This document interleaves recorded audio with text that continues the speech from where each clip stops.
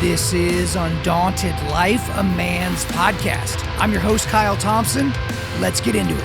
All right, guys, we got a special guest on the podcast today. His name is Dave Munson. We had a lot of fun on this one. He is the founder and owner of Saddleback Leather Company. That's an iconic leather brand. It's got a 100-year warranty on all their products. I actually have one of their products right here. I've got their little toiletry bag, and we kind of talk about this in the podcast and all the different things. But he is the author of a new book out now. It's called They'll Fight Over It When You're Dead: The True Story of How I Survived Terrorists, Morons, and an Assassin to Build One of the Coolest Leather Companies in the World. And so they'll fight over it when you're dead. That's kind of like the company moniker in terms of their bags. And so his company is the official leather goods maker of the Texas Rangers. He worked with Toyota to make a limited edition 1500 truck limited edition kind of saddleback leather interior truck.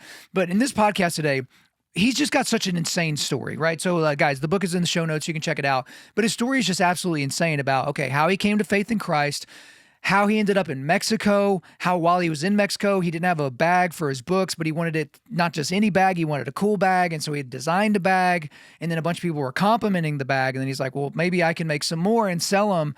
And just his stories of what he did to get his bag company off the ground. Because people wanted his bags, but, he's trying to get them made, and, he has having to learn all this stuff about leather, and he kind of gives us in this interview today a kind of a rundown of the different types of leather and all the different things. And I mean, and at different points, guys, he's living in $100 a month, like rundown, beat up apartment somewhere in Mexico. He's trading his time and his work for tacos, right? He's trading, like he was studying out his dog to make puppies, to trade for more food for him and his dog, just trying to get this company off the ground. We go into deep detail about the Federale that was sent to kill him, right? So an assassin was sent to kill this guy. And we get into his mindset like, okay, this guy was sent to kill me. I know he's going to kill me. We're riding in a car together. Okay, what can I do to like catch this guy off guard? How can I kill him? How can I make sure nobody finds the body? Like, we went all up and through that story, but we just really talked again about how he created this company, why focusing on design and focusing on quality over, just trying to, punch out a bunch more bags to put out there on the marketplace. And then, why they decided to do kind of an old school style of making these bags. The first time his company went over $1 million in sales, and just doing things that are ministry focused that don't always make sense for business. And so you'll see in a lot of his answers today that, he's just so full of the love of Christ that he wants to share it with other people. And he feels like his ministry is this leather bag company, right? Which is expanded into other things. And even today's interview is kind of a microcosm of this dude's life. It was just all over the place. Like, he's doing the interview in one of those Toyota Tundra trucks because, he lives in a tent, which, we didn't talk about today, but his family lives like in this, big fancy tent thing. You can actually search the guy's name on YouTube and, search Dave Munson tent house, and you can watch a little video on it or whatever. And so like lightning struck, and so they didn't have internet at the house, and they didn't have Wi-Fi for a time at the shop. Like, it was just kind of all over the place, but it was just a lot of fun to get him to tell these stories. But like in the middle of his answers, he would just go on this tangent about something that was gospel related. And it was just so refreshing because you can just tell it's just in there. You know what I mean? And then we talked about their new headquarters, because they have a new headquarters there kind of near Fort Worth there in Texas. And he kind of went into all this detail about how they wanted it to be just the coolest headquarters in the world. And so he's just a very, very unique guy. He's created an incredibly unique brand. And I was just so happy to basically go through all those stories with him today. So guys, without further ado, let's get into it.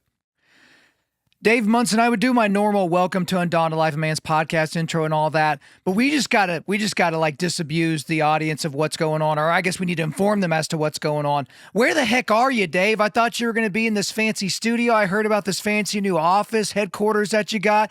It doesn't look like you're there. So where the heck are you? So I'm at a gas station in my pickup truck because I'm using my hotspot on my phone. And so out in the country. So last night, so we live in a tent, right? We live in tents. Yeah. And they're really super cool tents. Don't feel bad for us.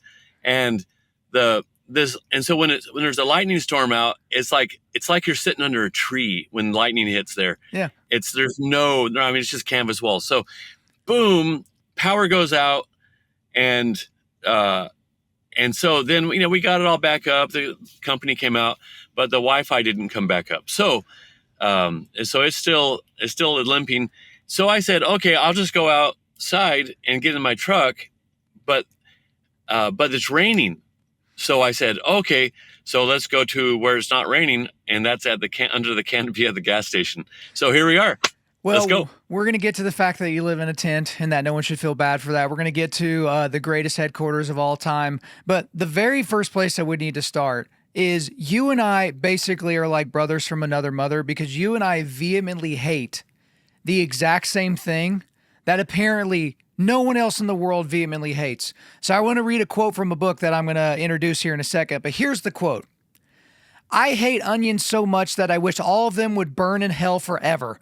I think they're the dumbest looking vegetable there is, and the sound of the word hurts my ears. Did you know that at least 10% of the people are like me and hate onions? I've taken polls at taco stands and in restaurants. It's the truth. I have been banging this drum forever, Dave. Onions are the worst. Like, if I could go back to God whenever he was creating everything and like suggest some things that he not allow, like, hey, no genocide, no abortion, no murder, onions, it would be up there, because I'm like, God, they're going to put them on everything and they're gross and they swear they make them taste better and all the things. It's just not true. They taste terrible. The texture is awful. That's why I hate onions. So where does the hatred come for you? It's in the taste. So people go, why don't you like onions? I go, because they taste bad. Yeah. And so I told my wife, I was like, hey, honey, guess what? I just learned something about me. She goes, what's that, sweetie? And I said, I'm a super taster. And she goes, no, you're not. And I go, wait, hold on a second. What are you against it for? You don't even know what it is. It's a thing. Like, it's on Wikipedia. It's a super taster. And you and I, Kyle, we can taste things that a lot of people can't. So to a lot of people, onions taste like fine, but to us, it tastes like awful. Like, what we truly taste what it is. So yeah, it's an actual thing. Onions. That seems to be the reality, that people, they just swear it helps. But like, I mean, one of my favorite things to drink is like Isla Scotch. And so like Ardbeg, it's like taking a drink of like seawater mixed with seaweed and like, the bottom of a campfire and all that. So I love that stuff, but something about onions is just not really doing it for me. But today there's onions came about as part of the fall. So when Adam sinned and then thorns came up, and I think at that time onions came up. So what you're saying is if you're eating onions, you're basically satanic. That's what I heard you say. Well, Satan used onions and leeks and onions to draw people away from God back to Egypt. They wanted to. You just gave me the best argument of all time. For all those people that look at me funny, like, well, why don't you like onions? Everybody likes onions. I'm just going to say that. I'd be like, hey, I want to go to heaven someday. But we got to talk about the book that you released, which is how you and I got connected, is this book right here. They'll Fight Over It When You're Dead. The true story of how I survived terrorists, morons, and an assassin to build one of the coolest leather companies in the world. And so I want to read a quote from the very beginning of this book, because it's going to be the scaffolding for our conversation today. I shed a lot of blood, sweat a lot of tears trying to get my company, Saddleback Leather, up and going, and it wasn't all mine. This book does not tell a traditional how I started story.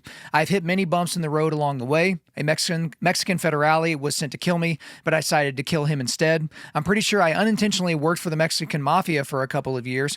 For 3 long years, my black lab blew, and I slept on the floor of a $100 a month apartment in the most dangerous city in the world with no hot water, trying to get this business going. And on and on and on the stories go.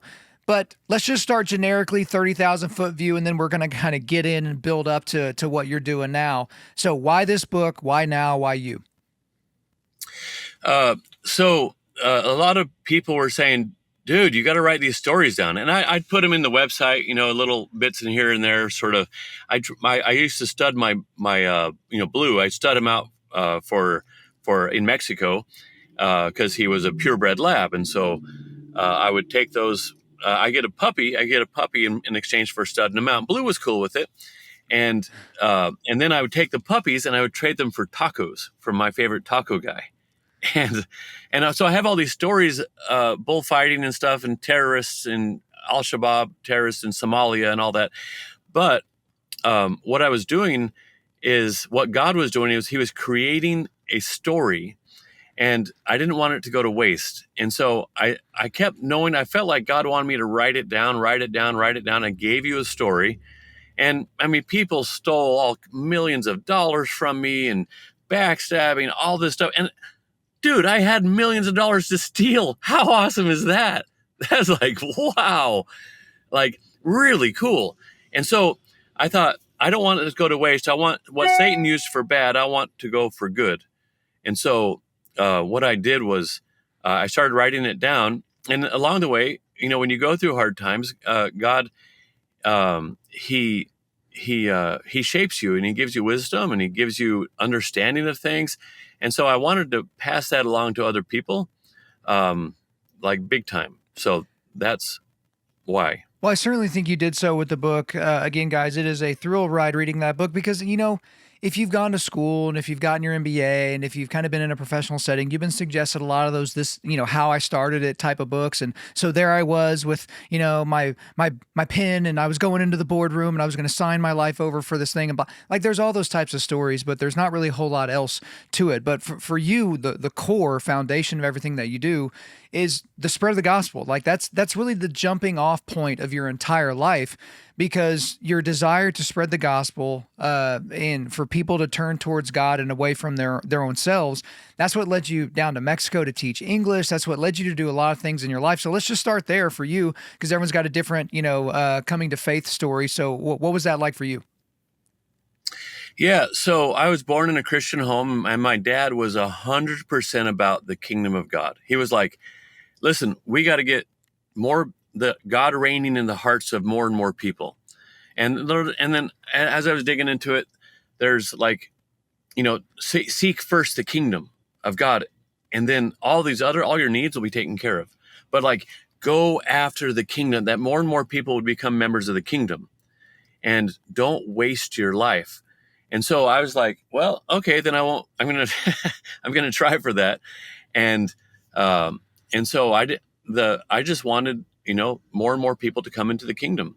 And so that's what my dad impressed on me. And so that's what I was going after. And that's why that's the principal purpose why I wrote the book is for that. And so the book is a 240 page with 50 pictures, by the way, 240 page Bible tract. So I share the gospel in there. There was a Federale sent to kill me, and he was snorting cocaine and all of that. And I shared the gospel with him. And then he said this, and then I said that, and then he said this. And I was going to cut his head off and bust his teeth out so they wouldn't be able to identify him. And because I was the last guy seen with him. Anyway, but I shared the gospel in these stories. And then I accidentally took my family to Somalia. And it's kind of a long story. And there were these Al-Shabaab terrorists all around us, and I had my little kids with me. It was like my worst fathering moment ever.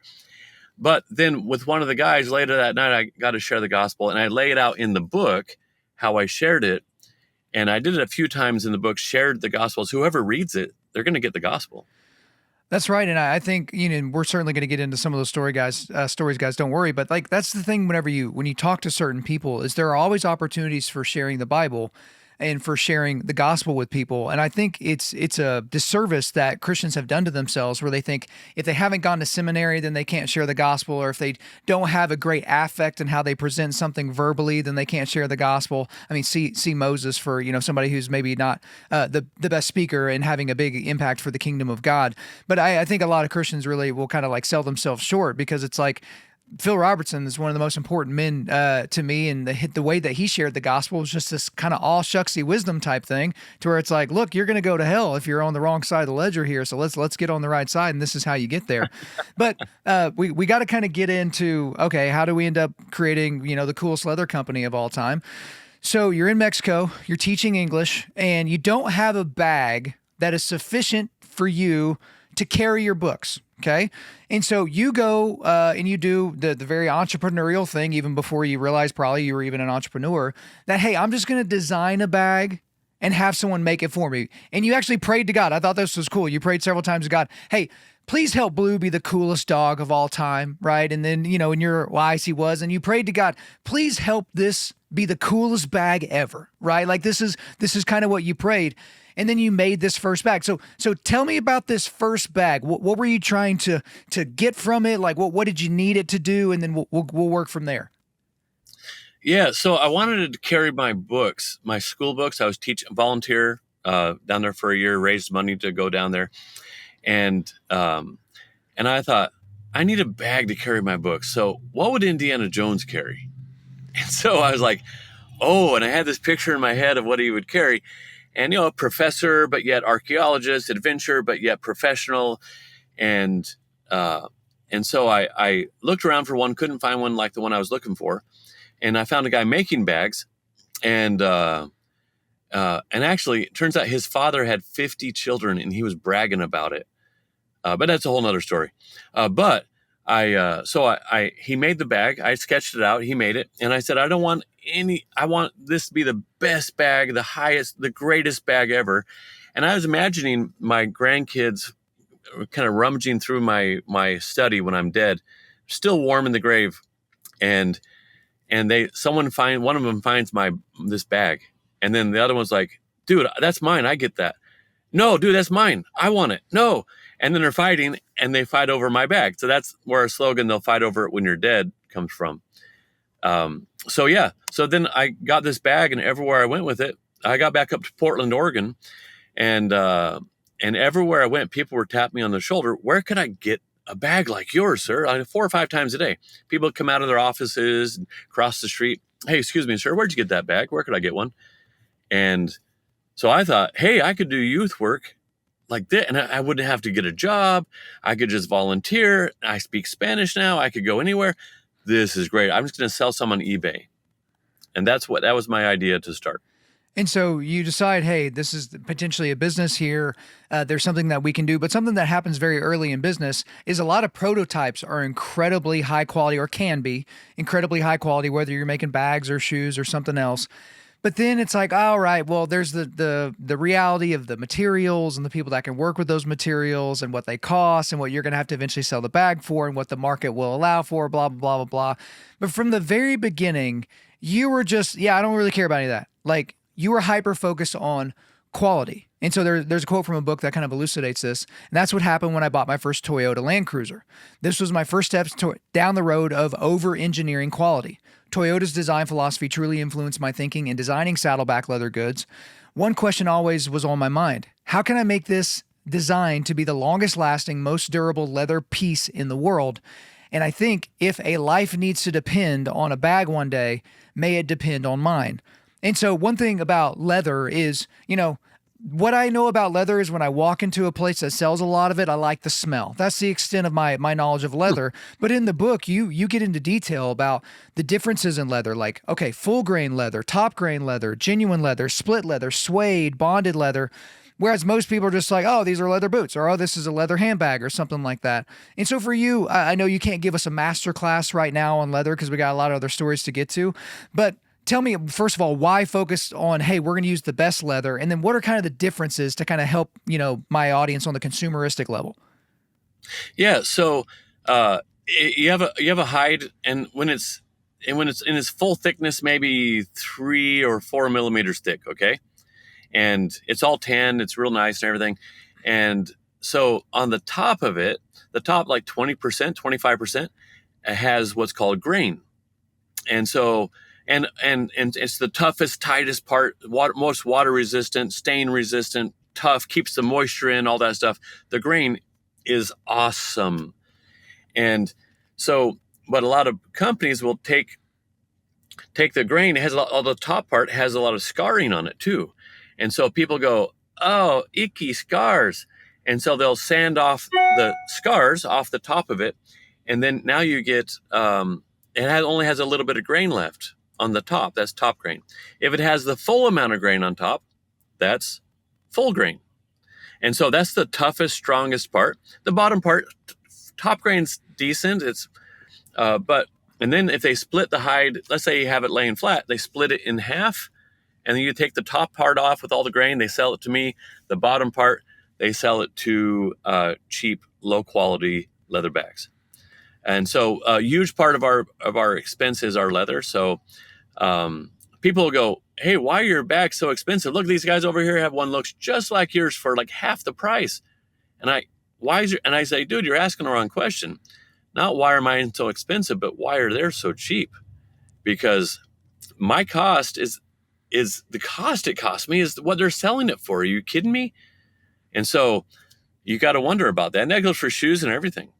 When you also, Dave, decided very quickly that you didn't want to do zippers, you didn't want to do buttons, magnets, Velcro, snaps, like anything that, could break or wear down. And, you sent me one of these bags. So this is a toiletry bag that, you sent me from your company here. And yeah, it's got a buckle on it. And so for me, I'm kind of a pragmatist guy. Like I like to get into and out of my bag as quickly as possible. And I can just kind of toss it around. And so when I saw a buckle, I was like, I don't think I own anything with a buckle that's not a belt. Right. And so it's just a little bit of a different mindset for folks. And so I guess why not do the stuff that's on every other bag seemingly on the world? Well, when I was looking for a bag in the market before I had one made, they all had zippers. Everything had a zipper because it's the easy route. But the zipper is attached to the leather with a little bit of nylon and polyester and strips and little things in it, which wears away and falls apart. And so as soon as that comes loose, then the zipper's bad. It's like having a $1 billion submarine with a cardboard hatch. As soon as that thing goes out, the submarine's just a place to go diving, and but it's worthless. And so it's the same way with the bags. So I said no breakable parts, and we have a hinge on that bag has a hinge on it, but it's not a breakable part. I mean, it's not like a zipper or a snap or a button that will pop off. So I just wanted no breakable parts. Toughest leather there is lined with pigskin, which is tougher than the cow skin, instead of a shiny fabric with a world map or something on it. But we just made it, and then we use leather that's a little thicker than boot leather. But yet we try to make it look professional and clean and nice. But yeah, that's my mindset. So let's go back to, okay, you've got that mindset. We're working on quality. You do your first order of bags, and you're working with some folks in Mexico to make those bags. And I guess we can talk a little bit about that. So you make your first order, and then what does that feel like to you? Because you're having to order these bags. I kind of go through the story of, okay, I've ordered these first ones, and I think you did 5. And then you turned around and you sold those first 5. Okay, so let's just talk about okay, it's not just my bag. I cloned my bag times 5 and I sold those. The process of even getting to that point. Yeah. So the way someone gets good at doing business is by doing business. It's the same way as the way you get good at playing guitar or doing podcasts or anything is by doing it. Right. And so what I say is just start. Just go get a prototype. So let's say someone wants a prototype of something. Go down to the upholstery shop or a shoemaker and say, hey, could you make this for me? But that's the best way to get going, is to start. If you don't start, and so many people have all these great ideas and business plans, but they never start. So start. That's the key to it, is starting. So I originally had 8 bags made when everyone was asking me when I got back from Mexico. After about 3 or 4 months, I was like, dude, there's a business here. So I went down and had 8 more made, and I stuck a sign in the back of the window of my old Land Cruiser, and 2 signs, one on the side, one on the back, and it said, real cool leather bags for sale. I just taped it up. I printed it out at my sister's house, 8.5 by 11 sheet of paper. And so I stopped in Amarillo on the way back at night, and I was going to get some food to keep me awake, some sunflower seeds and whatnot. And I came out, and there's this big old pickup truck there, and this couple gets out and they go, excuse me, I saw the sign for these real cool leather bags. Can I look at them? And they bought one right there and then and there, cash, for $250. I was like, wow, I'm rich. I'm gonna go get some beef jerky. And so then I made it up to Portland and just hung them off the rack of my old Land Cruiser laid the tailgate down for blue, and I sold them all real quick. And then I went back, moved down to Mexico, and had 5 more made. And I kind of 9/11 happened, and I got stuck for a couple of years. But when I finally got some more money, I went down and paid the other half. I paid half a deposit to have 5 made, but I never had enough money to go get them. So a few years later, I went back and got them, sold them on eBay again.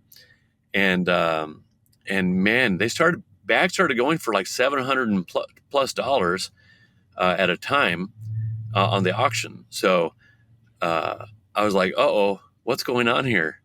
So it was really neat. But the way you get going is you start it. Hey guys, real quick. Do you remember during the pandemic when you basically couldn't get anything shipped to your house? All this manufacturing that was supposed to be taking place in America had been shipped overseas and you just didn't notice it.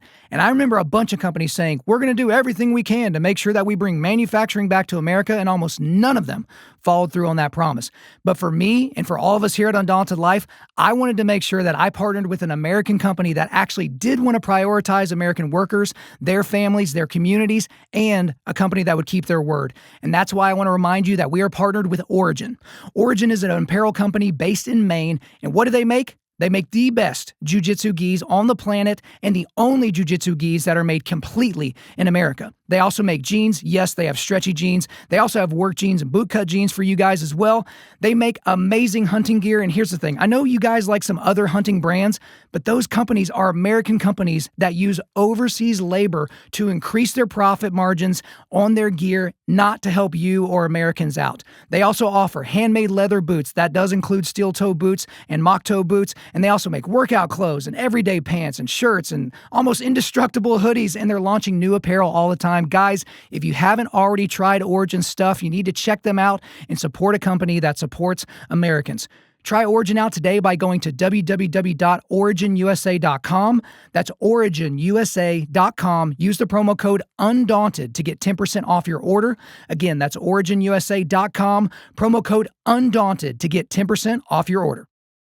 Okay, so Dave, you actually mentioned it a little bit earlier. You kind of had this story of like you were, trading, work or puppies, like for tacos. Like you spent a lot of time getting into the detail of the book. So guys, you'll have to get the book. It's in the show notes. You can check it out. But I mean, to say things were lean would be one of the most ridiculous understatements I think that we could make about your journey here. But your leanness was tied directly, or your ability and willingness to survive on leanness was tied directly to your thought that, no, this is going to work. Like, this is a really cool bag. This is what I want to do, and I want to get this out to the world. But I mean, most of us have not had to trade, our labor directly for food or one of our products directly for food. So let's even just go back to those days where it was like the places you were living, how you were attaining food, sometimes even having to basically take a break from food, right? And so you would take advantage of that time and spend some time in prayer while you were fasting. But I mean, my goodness, most of us aren't willing to experience missing a meal, much less, go through what you went through just to get something off the ground. Yeah. So back when I was in college, I moved off to go to New Mexico State, and I had a sleeping bag and a leather suitcase, an old torn apart leather suitcase. And then I was in my car, and I didn't have anything. I didn't have a job. I didn't know where I was going to sleep. And I got out of the car. That I went to church Sunday morning at this church where my parents got married. And I stepped out of the car, and of course I prayed, God, help me, take care of me. I don't have anything. I was just going to sleep in the car. And sure enough, I get out of the car, and this guy goes, hey, you want to come sit with us? Are you new here? And then he introduced me to someone who said, hey, where do you live? And in my car, and he's like, hey, my mom has this place. And I ended up doing yard work for rent, and in this really beautiful place. He didn't just give me a place. He gave me like an incredible place. And I saw that God took care of me. And so by stepping out in faith. And so a lot of times you got to just step out a little bit of faith. And then the next time was easier. And the next time, oh, it's no big deal. God always takes care of me. And you just keep stepping out in faith. And that really, really helped me. So when you have a chance to step out in faith and for God to flex and show himself strong, dude, give him a chance to flex. And so that helped me to move to Juarez with my dog. And I remember one time there was I didn't have any money on the horizon. I had $19 in my bank, had a full tank of gas, full bag of dog food, and I'd paid rent. And I had it was 3 weeks until I was going to have money. So I thought, you know what? I'm just not going to eat. That's all. Like, people do it all the time. Jesus did it for 40 days. I'm not going to eat. and I have water, so that's cool. And my dog has food. So I just planned to not eat. And, but I knew God would take care of me. But man, was my prayer life going like big time. I had super strong prayer life at the time because of that. And so I believe God put me in that situation intentionally to test me, to see and to grow my faith. And then it turned out that month I made more money than I'd ever made my whole life. Just a few days later, the insurance company called and said, is this Dave? Yeah. They go, where do you want the check sent? I was like, what check? She goes, oh, you remember you got in an accident like a year and a half ago or something like that? Yeah. She goes, well, we have your check for $1,900. What? And then all these other things kept piling on and piling. I didn't have any bags to sell or anything. And they hadn't sent anything to me. But God used that lean time in my life to grow me and to grow my faith. And so now we've had times where we're like, who doesn't want a paycheck at Saddleback? Because I was just not good at doing business. And I was irresponsible. And who doesn't want a paycheck? Because in 2 weeks, we're not going to have any money to pay anyone. We're going to go bankrupt. I hope not, but we've had like 2 or 3 times like that. And until I learned how to do business better. But man, those were a lot easier times because God grew my faith over the hard times that I had. And then, of course, you have to be responsible in business. You have to try to learn about money particularly. But yeah, so just try to. There's a verse in, I think it's 2 Chronicles 16:9. It says, "For the eyes of the Lord," I have it in King James because I memorized it a long time ago. "For the eyes of the Lord go to and fro about the whole earth." He's looking around the earth to show himself strong on behalf of those whose heart is loyal to him. He's looking for a chance to show himself strong to you if your heart is loyal to him. He's just looking for a chance to flex. And so give him the chance, and he likes that. And you gave him plenty of chances, okay, as we go through your story, and you didn't have all the stories in here, I'm sure, but you gave him plenty of chances to do that for you. But we do need to just go ahead and get to the story that, was part of the subtitle of the book. You mentioned it earlier. There was a Federale that was sent to kill you. But you, as you said in the book and all that, you decided that you were going to kill him instead. So let's go back to that time. You're in Mexico. At what point did you realize, okay, this person was sent here to kill me. That's the guy. And what the heck am I going to do? Let's go through the whole story. Okay. So the lawyer who looked over the book before we published it said, Dave, you can't use the guy's name. And so I forget what I named him in the book, but his name was Israel. So okay. Israel. And so I was selling real estate around this golf course. I wanted to get some more bags made. And so I thought, I'll just move to Acapulco. And so I can at least get down to Mexico. They have leather workers there, right? And so I was there. I hated the job I had. Anyway, I ended up selling real estate around this golf course for this Mexican mafia family. They're probably the kingpins in the cartel. I don't know. They had bodyguards. The chief of police of Mexico City was fired or something like that, and he became their head of security. And so this is the family I'm working for, selling real estate around this golf course. And I think it was a money laundering place. And anyways, so this Jewish group came out of Mexico City, and they said, "Hey, we want to have a kosher resort for Jews, and so we want it in this beautiful area where you are. It's a great climate." And they went to the golf course, and the land was really expensive, and they wanted like 40 acres, or hectares, like 80 acres. And so this guy I lived near, I'd known, he had a whole bunch of land outside of the golf course. His name was Mario. And Mario said, "Hey, if you ever find anyone who wants land, well, I'll sell it to him." So I brought these Jews over there to look at all this land and that Mario had. And they're like, we won it. So my commission was 10%, which was $40,000. And so I was telling Mario, I said, hey, my boss at the country club, Mario, he wants a cut. And he goes, oh, well, don't you worry about him. And he slid his fingers across his throat. I'll just have him killed. And I go, oh, yeah, of course. Like, yeah, well, why didn't I think of that? So how much does that cost? And he goes, is at the time, 20, 30,000 pesos, $2,000 or $3,000. I said, how do you do it? And he goes, oh, there's some federales I know, and they'll just kill anyone for me. And I was, oh, okay.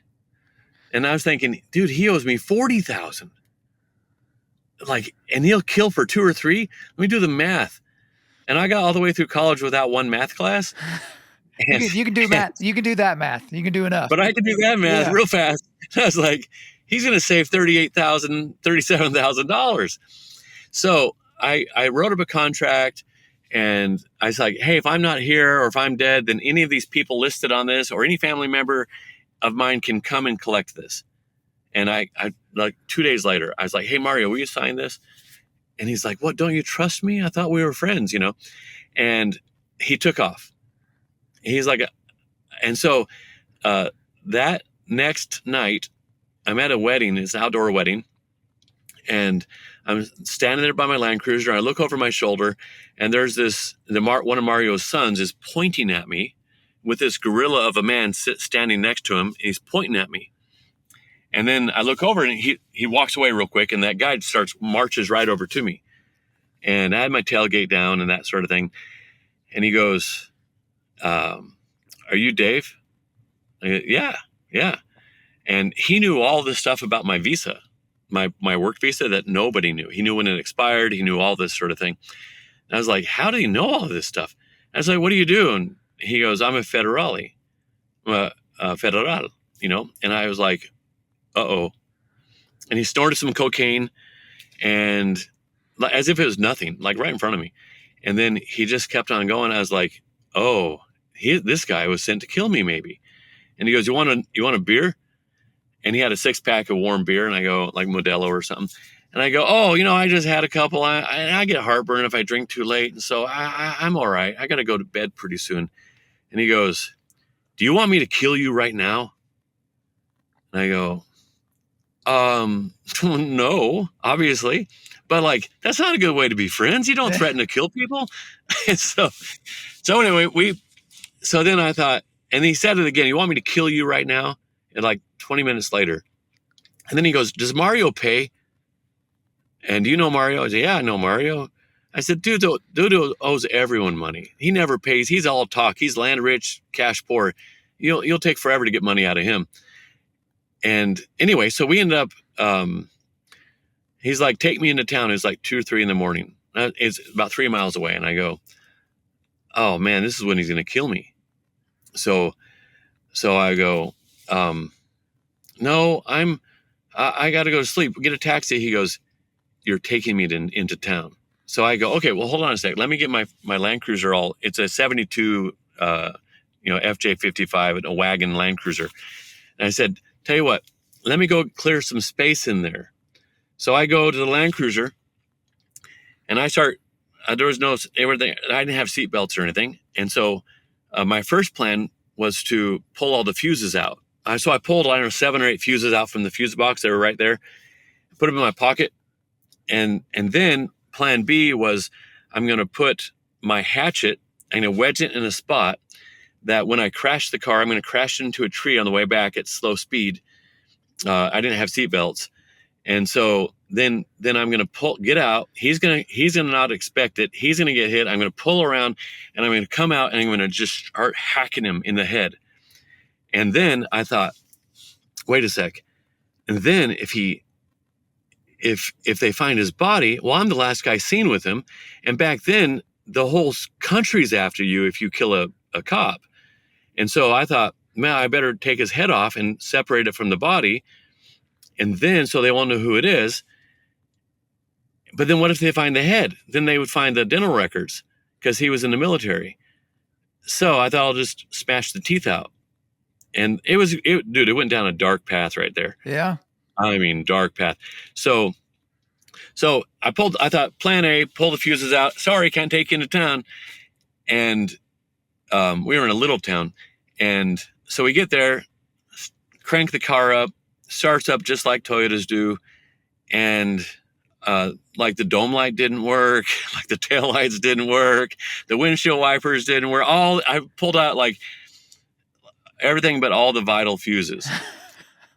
so anyway, longer story. We end up having tacos for my last meal, and which that's pretty appropriate. Like, I love tacos, and a warm beer again. And he goes, "Listen, I'm sleeping at your house tonight."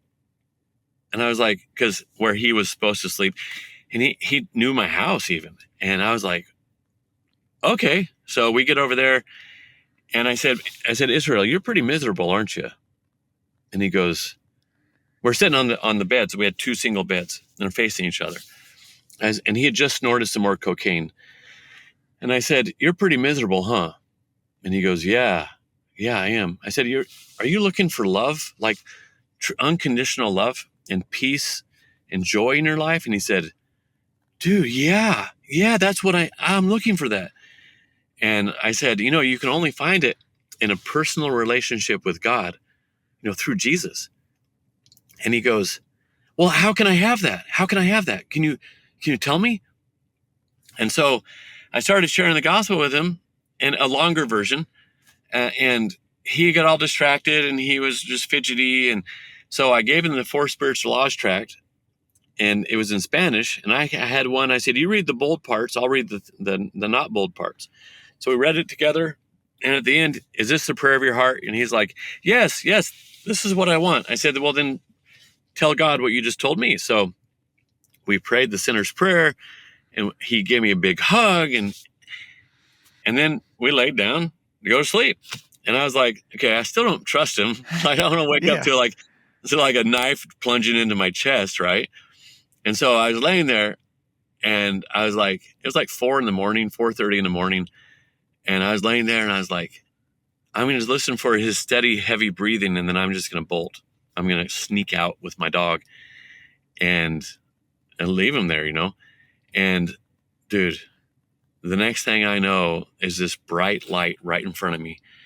And what it was the sunlight coming through the window. And I had fallen asleep waiting for him to breathe. And so then Blue woke up and shook, and he saw me move, and he woke up, and then he snorted some more cocaine, and he left. And never saw him again. And dude, within like 2 or 3 days, I was out of there. I had 2 years there. I was like, I'm not sticking around. And so God protected me, but I laid out the gospel for the guy, and who knows what happened. I'm really hoping I'll see Israel in heaven.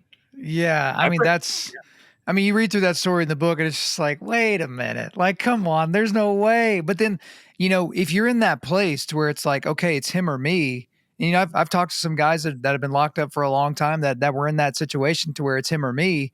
And it's like, you'd rather not react to the stimulus given to you from another person. You'd rather have a plan in place. And it sounds like you had one. And then even in the midst of all that, you're sharing the gospel. So just an incredible story. Now, even just getting back into to Saddleback. So you go from eBay, which you mentioned, like selling some bags on eBay, and you're selling some there. And then you eventually make your way to where you get a big boy website, right? So you have a legitimate website, and you got pictures on there, and you're selling stuff on there. But in 2008, I mean, it's just a nice round number. You actually surpassed $1 million in sales in 2008. And so, like, let's just talk about that, because you had so many opportunities to say, this is dumb. I'm going to go back and do ministry. I'm going to go back to school and do something else. You could have just been like, all right, it was cool while it lasted. I sold some bags, got to live in Mexico, got to eat some tacos, thought I was going to kill a guy, didn't end up having to kill him. Like, you got the stories enough to be cool around a campfire. But here we are in 2008, you passed $1 million in sales. You seemingly are well on your way as a company, right? So let's talk about that. Yeah, so in 2006, I was down in Panama at this internet cafe, and I was checking eBay. My dad was selling the bags for me. I was getting photographs in Panama and Costa Rica of my bags. And had a point and shoot camera.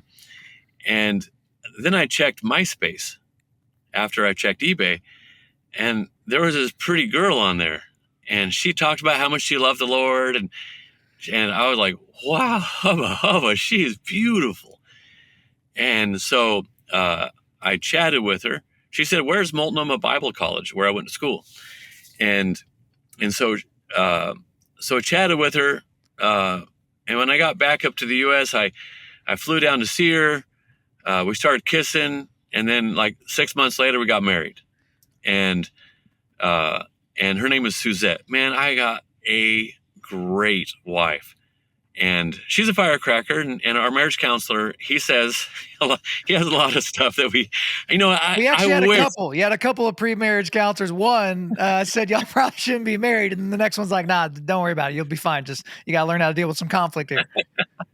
Yeah. So my marriage, God gives us He gives us spouses because He wants us to be less self-centered and be others-focused, others-centered. And so I have to, and here's something, by the way, recently I realized I haven't been serving my family. I asked my daughter to get me one of those bubbly waters the other day, and she was like 17. She's 18 now, and she goes, "Dad, give me a break. You should get it yourself." And I was like, man, what have I done wrong? My kids don't serve. And then I thought, wait a second, I don't serve. I'm serving the church as a whole. I'm serving my company and the employees, but I'm not serving my wife and kids. And I haven't given my kids an example of that very much. And you have to serve, or else they take the kids away if you don't serve, that kind of thing. But like, I don't go and get extra milk, or the dog tears up the trash that my daughter leaves out. Like, I'm like, suck to be you. But instead of go clean it up for her and serve her. And I just done a poor job of serving, and in little ways, and my wife and my kids. And I was like, what's wrong with me? So about 6 months ago, God put it on there to start serving her and making the bed in the morning. Sometimes she'd go to the bathroom and I'd try and get it made before she got back. And man, she was purring when I do that. And then I started just doing these little things, and not when it's convenient for me too, but just serving her and rubbing her feet with lotion, and out of nowhere. And she's like, what's wrong? Who are you? What'd you do with Dave? And so I started serving them. Anyway, so I got my wife 2006, and we've been married for 18 years now, 15 of those happily. And so first 3 years sucked. The first 3 years were like, man, fight, happy, fight, happy. And the kids, the kids had about 50. So Stella was born about 9 months and 15 minutes after we got married. And she had about 50 stamps on her passport when she was 5. When we redid her new passport, we were going after it and getting photos and videos, but more Rwanda. But anyway, 2008, we started our own factory. And so that down in Mexico, because nobody cares as much about your stuff as you do. Right. And so we started the factory, and man, we just had so much money pouring in. We couldn't believe it. But I didn't know how to do business. And yeah, we started that factory, and dude, it was fantastic. And there's a whole lot here, but I started feeling guilty because I wasn't doing ministry anymore. And I was like, and some people had seen that in me, and that I was way off on that I was like, I got to impress people with my spirituality. And I'm a first-class Christian, and I'm not given to money and that sort of thing. But then I had a whole bunch of money coming in. Now it was this horrible dilemma, but God was patient with me. And my spiritual pride, I really wanted to impress people with how spiritual I was. And so I'd give up everything. And that's one of the signs of spiritual pride. And so that was about that time. And it was really uncomfortable for me that I was doing full-time business instead of full-time ministry, when really God put me into a leather ministry instead. And he puts people into a podcast ministry, or he puts people into a banking ministry, or an insurance ministry, or garbage collection ministry, or an electrical ministry. And that's the ministry, or a student ministry. He puts us in a place specifically for us to grow the kingdom, and not just to be nice to people. Jesus didn't come to make Rome a nicer place to live. He came to win the lost. He came to grow the kingdom. And then he gave that ministry to us when he left. He gave us his spirit and said, hey, I started it and I made the way for it to happen. Now you guys, you keep doing it. And so it's whether you're in leather or whatever you're in, or if God does put you into a vocational ministry where a church pays you, or like a missionary thing, man, just do ministry. Man, I co-sign that. I talk to people all the time. They feel like, oh, I don't have the word pastor in my title, so I'm not in ministry. It's like, bro, you work at a place that's a cubicle farm, and there's 10 people that are in your little area, and like that's your world, like that's your ministry world, like the neighborhood you live in, all these places you have been placed in those places. And it's just a shift of mindset. Like you go to the jujitsu gym, you go to your kid's t-ball game, you're at the grocery store in your neighborhood. Like those are all the things. Those are your areas where you can have influence on individuals and where the gospel can be shown and shared with them. And so like that's been a center point for your business. And as you elucidate in the book, and again, guys, you're going to have to get a copy of the book to get all the stories, but many ups and downs in the book, with, people that betrayed you, and, losing money, and, selling a lot of bags, but not having a lot in the bank. You get into all that, but also some of the service side, starting a daycare for some of your workers so that they could, have daycare close by and have their kids close by, and so that they could work well for you. You talked about the stuff that you did in Africa, and you get into all that detail in the book. And it almost felt like, in terms of the business, there was a little bit of a almost romantic culminating moment when you got to work with a company on a very, very special project where it was kind of putting something that you loved and respected, the engineering of a Toyota, and also the love and respect and the engineering of a Saddleback Leather Co bag.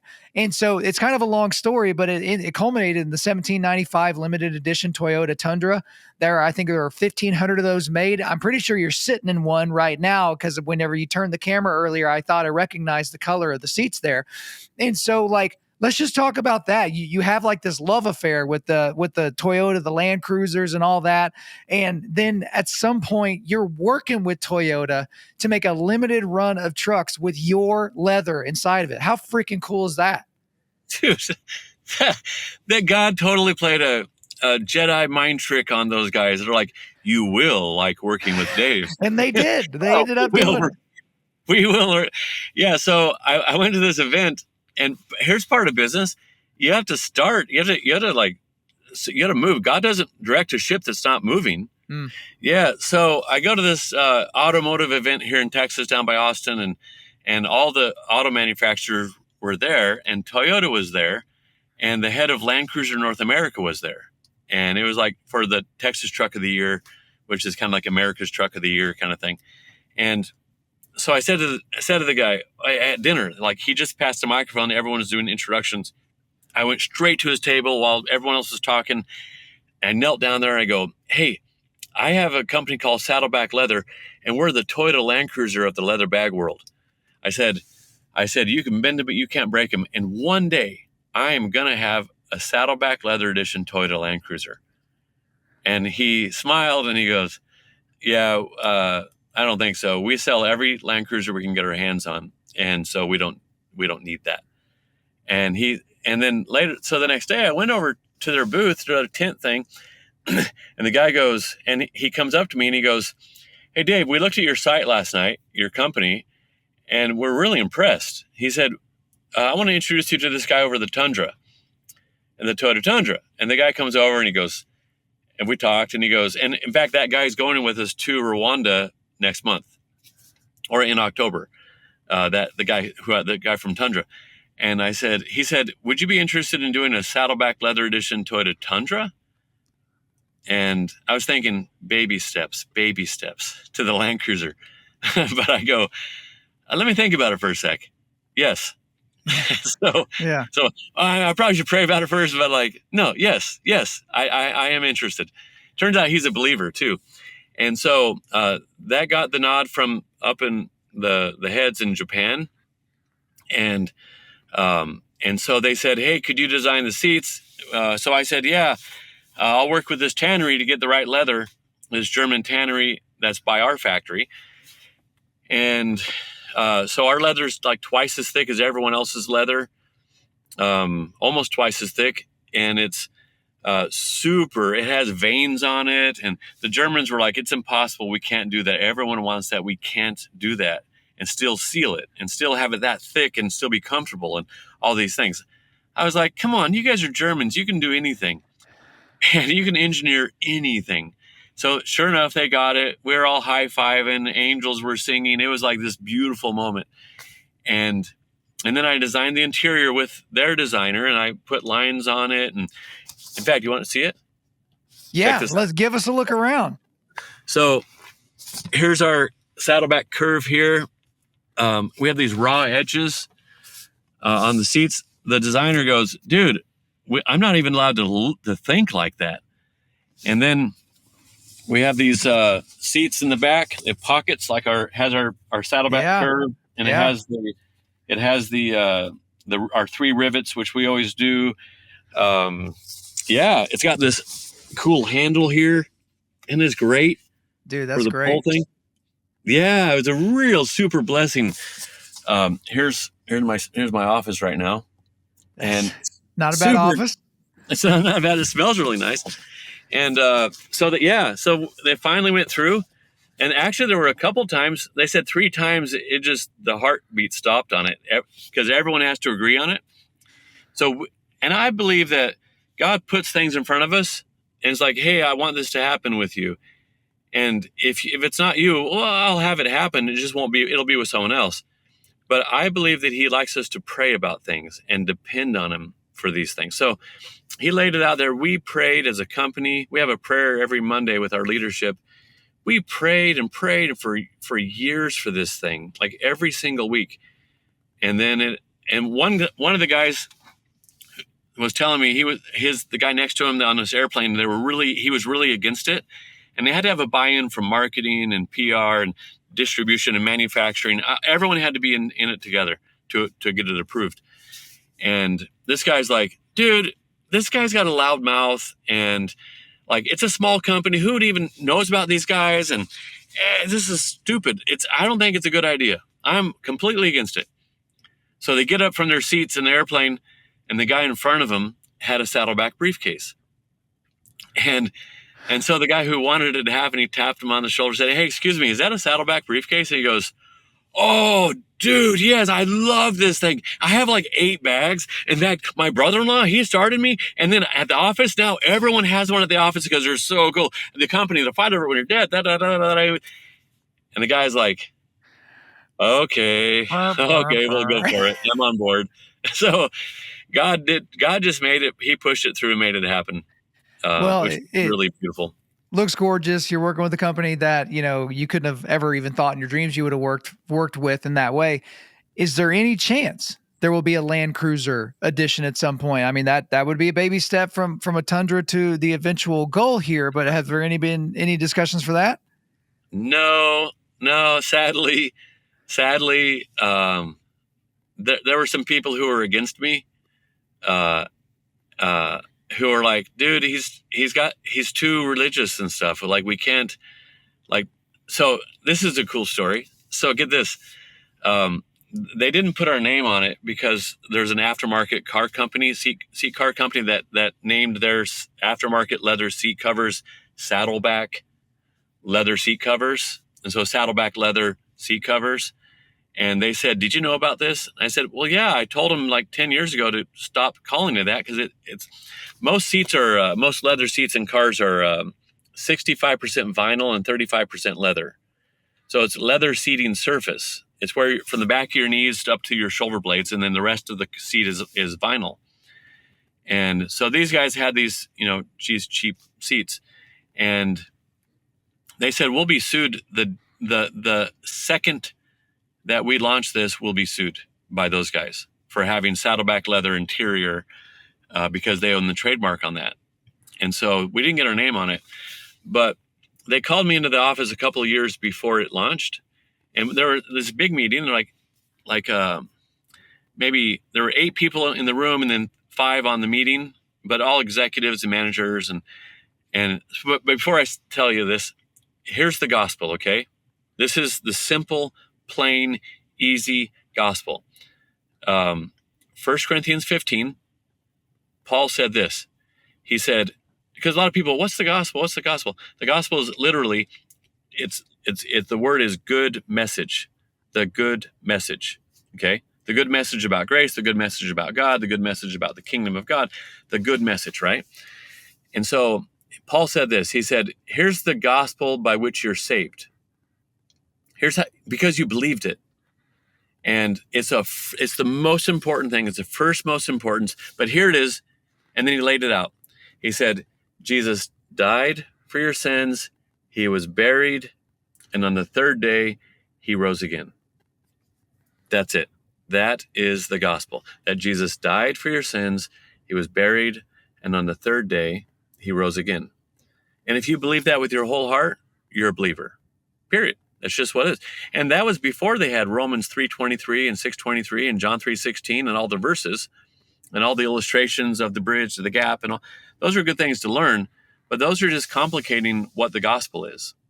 And those are really important to know and to explain to people later. But the gospel is just, it's Christmas and Easter, really. It's just Easter. And so, so now, so I walk into this meeting and they said, hey, Dave, we have some questions. You have some guns on your website. A lot of customers, send in pictures with their guns and rifles and all that sort of thing. So we post those all over our website. And they said, Dave, our customers, they just want us to make cars that just don't break. We just give them reliable cars. Don't go political. Don't go religious. Don't take stances on things. Just build cars, please. And so they said the direction from higher up is none of that. And so they said, so we noticed that you're really religious. And I was like, oh, that's great. I'm glad you guys noticed, because if you didn't notice, you didn't know that I was a believer. Yeah. That'd be lame of me. Like, it means I don't even care about it much. And they go, yeah, so can you talk to us about that? And I was like, yeah, so you guys have nothing to worry about. I said, so here's the thing. I have this really cool relationship with God. And it's real personal, and it's brought me a lot of fulfillment and a lot of peace and joy. And now I'm preaching to them, right? A lot of peace and joy in my life, even in storms. Yeah, sucky things happen, but yeah, it's really cool. And for me to, if what I have, if someone else if it could help them, that'd be really great. But if I hid that from people, that would be unloving. That would be wrong of me to do that. If what I believe, because I truly believe it's true. And so we'd have to end the relationship today if you guys didn't want me to, if you wanted me to shut my mouth about something that's so important to me. I said, but really, I just talk about the 2 government holidays, Christmas and Easter. The holidays that the government says that we celebrate. And so, Christmas, when God sent his son because he loved us so much, and the greatest gift ever, and now we give gifts to each other, is like representing that. And then Easter, when he died for our sins because he wanted us in heaven with him. So much, he loved us that much. And then he was buried, and then on the 3rd day, he was raised again. And man, I just believed that with my whole heart, and it changed my life. Okay, so I just shared the gospel with the whole room. All right? And that he died for my sins, that he was buried, and on the 3rd day, he rose again. That's the gospel. Anyone who adds more to that, they're complicating it. And so it's good to understand the other parts of it. But according to Paul, that is the gospel. And these were people who were totally illiterate back in the day. And they couldn't even read. 99% of people couldn't even read. And they didn't have a pocket, Bible. They didn't have anything, most of those people, and most people had never even seen the Hebrew scriptures. And the church was exploding in growth because people were telling the good message. Hey, guess what? This guy, Jesus, he paid for our sins when he died on the cross, and then he was buried on the third day. Dude, I swear, he rose again. And now, and I believe it, man, I'm counting on it. That's the gospel. So Toyota goes, the main guy who was totally against me, he looked up and down the table. He goes, okay. Everyone's like shrugging, like, Yeah. okay, I guess that's okay. Government holidays, And I said, and I just send out in my newsletter the Christmas story out of Luke chapter 2. And then we post some public domain paintings and stuff like that. And then the Christmas, the story, the Easter story, and we post paintings of Rembrandt and these classic works of art. But I just lay it there for people to read what we're celebrating. And they go, okay, that's fine. Dude. So there's still a door open. Yeah, with Toyota. It's not like it was slammed shut on you, but there's just no immediate plans, sounds like. Right. No immediate plans, which would be super cool, but no immediate plans right now. What you just got to do is you just got to make a one of one, right? So if you want them to really fight over it when you're dead, you just go march yourself down to Toyota, you get you a Land Cruiser, and then you just pull it in that new headquarters of yours, which that'll be our last question here in a second. And then you trick it out yourself, right? And so you just make everything that can be leather, that makes sense to be leather. You just do it that way, right? And say, hey, we don't have to sell 1,500 of these. We'll just have one. You know what? You're right. I do need to do that.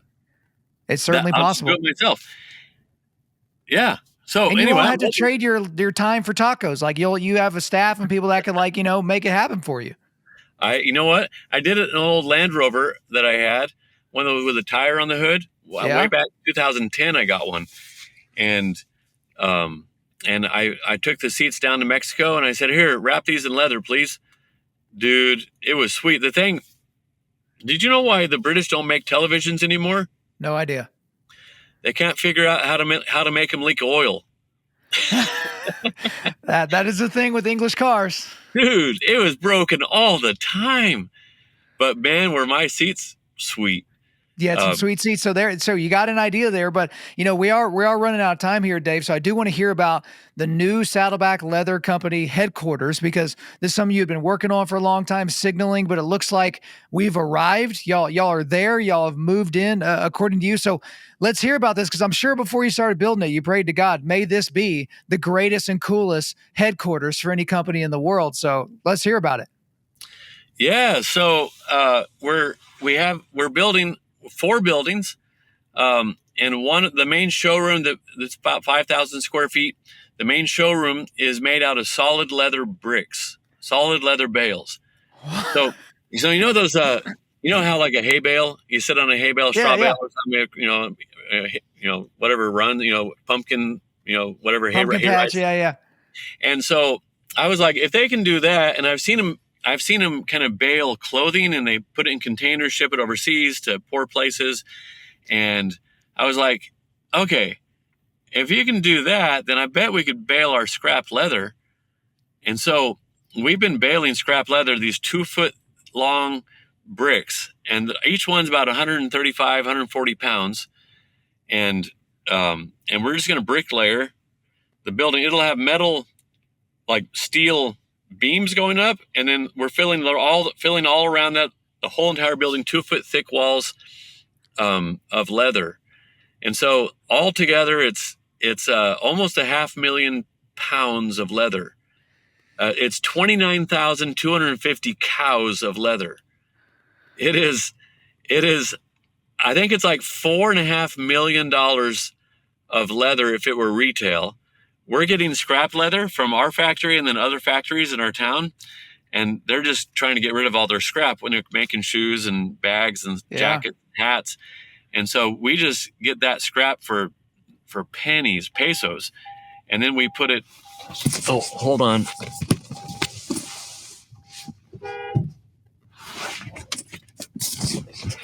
Sorry about that. All good. My car was beeping because it's been on too long. That's all right. Hey, this is the most Dave Munson interview of all times. Like, you guys that know this because we edited it out. This is like your third location for this interview, and of course the car alarm would go off. But yeah, go ahead. So you're getting all the scraps from the other places.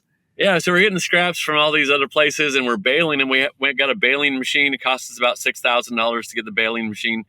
I have two now, and one for two different size bricks. We're going to have swinging bridges between the buildings. We have 4 buildings. We're having gigantic fireplaces. Every building has an indoor and outdoor fireplace that are 7 feet wide and 5.5 feet tall. Just these big monster walk-in fireplaces. And then if you're a horse jockey, and then we have a spiral staircase. We're gonna have a fireman's pole come down from the lofts up above, catwalks down the middle, secret rooms where you pull on the candlestick or something like that, and the door opens in the bookshelf. We have a wardrobe. We already have the wardrobe, and you open it up, bunch of coats, you slide them aside, you go back to the next one, slide them aside, and then the wall just slides open into the secret room where my original bag is sitting on directional lights. We're doing a cave. We have an amphitheater that we're getting rid of all the rocks and dirt that they're excavating, and we're going to make a big amphitheater. Got medium, small amphitheater, and then it's going to have a cave underneath it. And so we're planning you pile up dirt, and then you put concrete around it and bricks, whatever, and then you take out the dirt and you have a cave. And we have all kinds of cool. So I don't want it gimmicky, but it's going to be, and it's beautiful. I mean, so I built it on Minecraft because I didn't know how to get these ideas out. So I put it in Minecraft to get the windows right and stuff.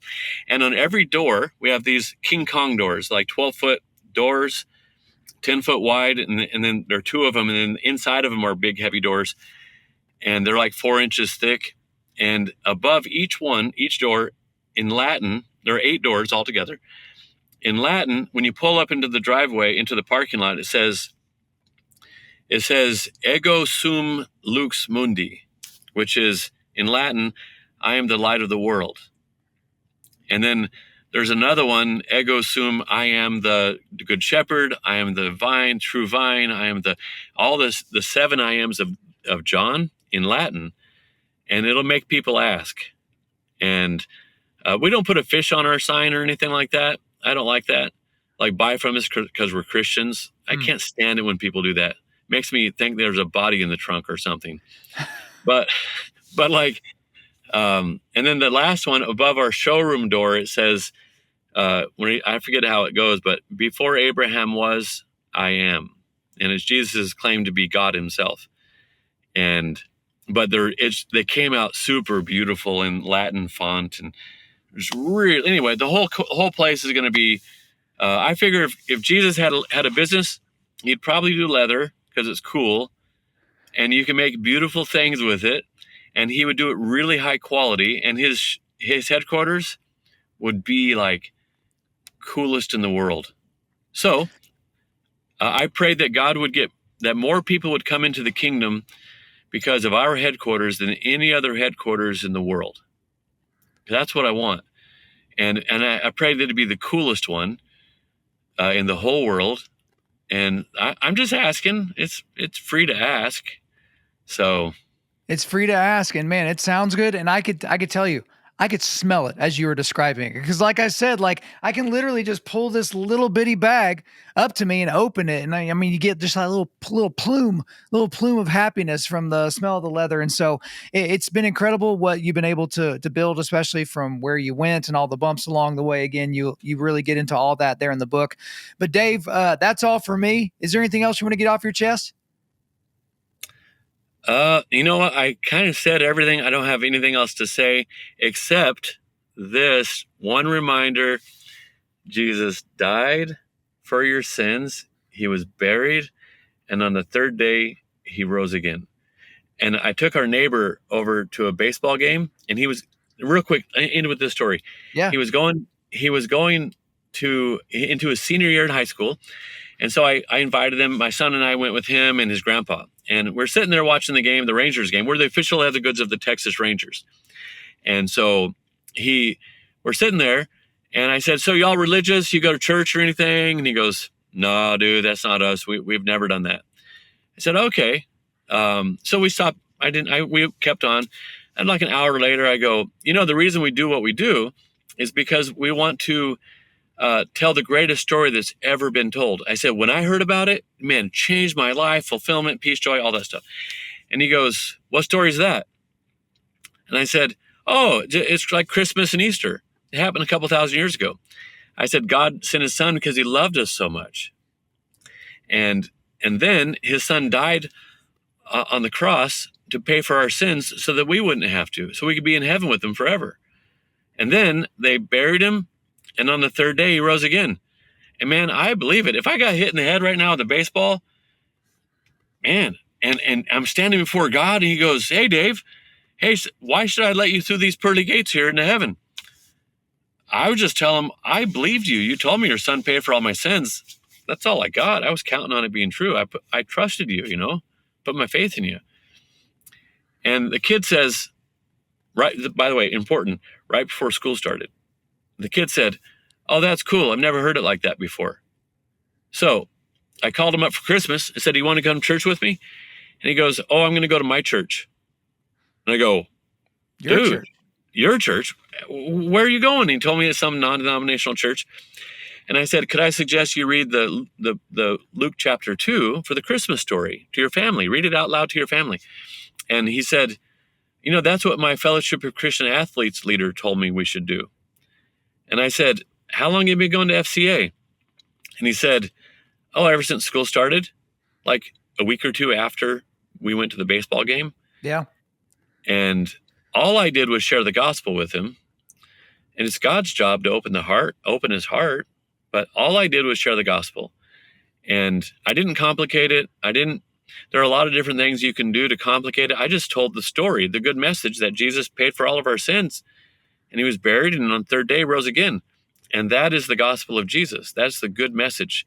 So share that, and you can share it with your neighbor. What you got big plans for Christmas? You got big plans for Easter? You can just work it into conversations, but share the gospel. Super important. Share the gospel. Can't think of a better place to leave it there, man. Thank you, Dave. I appreciate it. All right. Thanks, Kyle. There you go, guys. I hope you enjoyed the interview today. But before we let you go, we are going to do a quick resilience boost. At Undaunted.Life, our mission is equipping men to push back darkness with content that forges spiritual, mental, and physical resilience. So the link's for you. I've got a link to Amazon where you can buy They'll Fight Over It When You're Dead. There's also a link to the Saddleback Leather Company website, so you can go and check out their products. Some of just the most insane leather products you've ever seen in your life. Also, there's a link to Dave's website and Saddleback's YouTube channel. Thank you for listening to this podcast. Wherever you're listening to this, please subscribe, rate, and leave us a positive 5-star review. If you want me to come speak live at your event or on your podcast, just shoot me an email to info@Undaunted.Life. That's info@Undaunted.Life. Follow us on Instagram and like us on Facebook, and check out our website for everything else, including how to donate to keep more content like this coming your way. Just go to www.Undaunted.Life. And as always, we want to thank the band Holy Name for allowing us to use their music for our content. The music on this podcast is their song Perpetua, which is off their self-titled debut album on Face Down Records. The links are in the description. I'm your host, Kyle Thompson. Remember, keep pushing back darkness, keep forging spiritual, mental, and physical resilience, keep seeking the Lion of Judah.